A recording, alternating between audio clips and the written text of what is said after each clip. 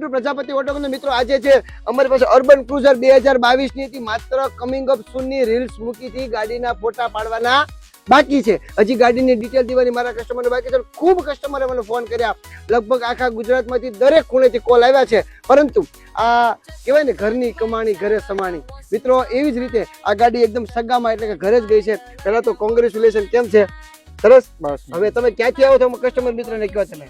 સનાળી ગામ, જસદણ તાલુકાનું. જસદણ તાલુકાનું સનાળી ગામ, બરોબર. રાજકોટ જિલ્લો લાગે ને? રાજકોટ જિલ્લો. ઓકે, હા હા. અને અહીંયા આવ્યા કેમ લાગ્યું? બસ ગાડી સરસ છે, જોયું હોય મેં, મજા આવી. અને સગા છે એટલે બીજું કઈ કહેવાનું નથી આવતું, પણ જો કે ગાડીઓ ઘણી વેચો છો તમે, અમે રોજ રીલ્સ માં જોઈએ છીએ અને એના અનુભવ થી આવ્યા અને ગાડી ગમી અમને, એટલે ગાડી અમે લઈ જઈએ. ઓકે, જોયું મિત્રો, છે લગભગ સગાના સગા, એટલે કોઈ ઉપાધિ વાળો વિષય નથી ટૂંકમાં, પણ સરસ મજાની ગાડી વેચીએ છીએ. જો સગા લઈ જતા હોય, જો પારકા લઈ જતા હોય, જો બહારના લઈ, તો તમે કેમ રહી જાઓ? જલ્દી આવો પ્રજાપતિ ઓટો ગાડી અંદર, હું તમારો વેટ કરું છું. કોમેન્ટમાં બાપા સીતારામ લખજો. બંધ કરી દીધું ખબર ને?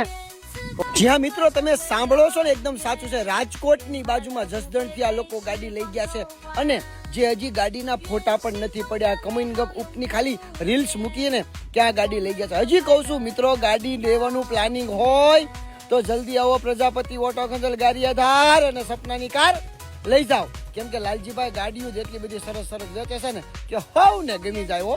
બાપા સીતારામ મારવાલા.